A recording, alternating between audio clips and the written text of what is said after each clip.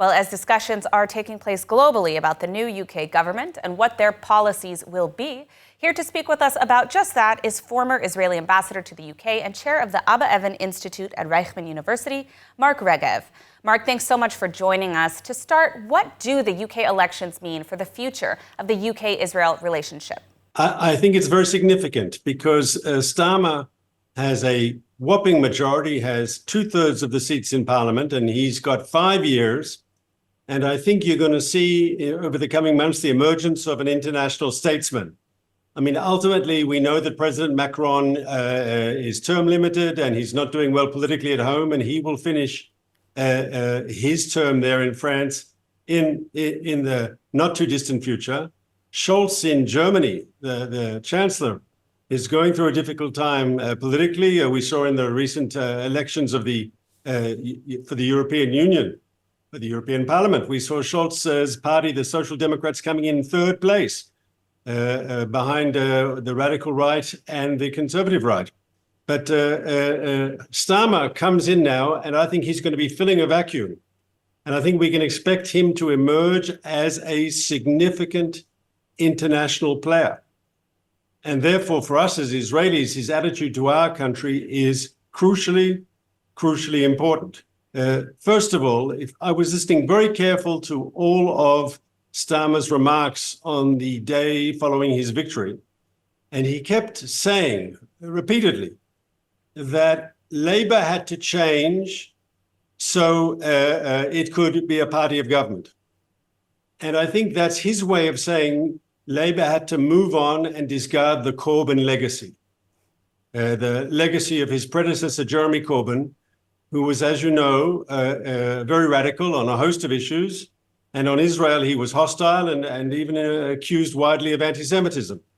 And so I think Starmer understands that him being elected prime minister is a direct function of his rejection of Corbynism.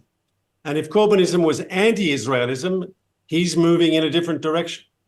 Now, I'd remind you that the two previous British Labour prime ministers, that's Tony Blair and Gordon Brown, were both perceived as being friends of Israel, friends of the Jewish people, friends of the Jewish state. Will Starmer fit into that legacy, or will he be something else? We have to wait to see. But because he has so strongly divorced himself from the Corbynist legacy, there is room, I believe, as I said, for cautious optimism. And now when it comes to counterterrorism, do you think that Starmer's government will work with Israel and the U.S. against organizations like the Houthis and other terror groups? Yes, I think from what I understand of his positions, that he's got a very strong position in fighting terrorism.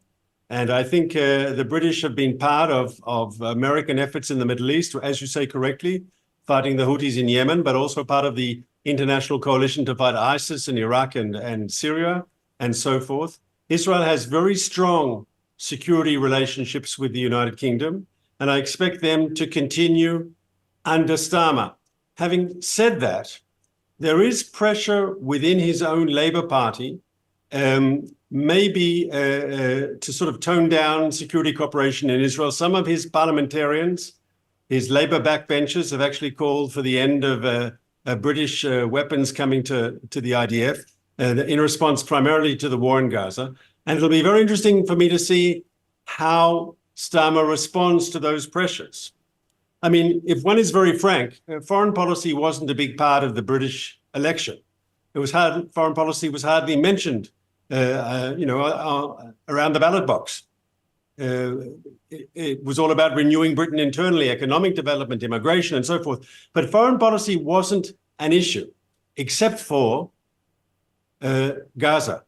There we saw a situation where in Labour strongholds, Labour losing or doing better than expected because of independent candidates who were pushing the Gaza issue. And this, I think, was particularly in areas where you've got a large population of British Muslims who felt strongly on the Gaza issue. Jeremy Corbyn, who Starmer threw out of the Labour Party when he, changed the Labour Party's direction.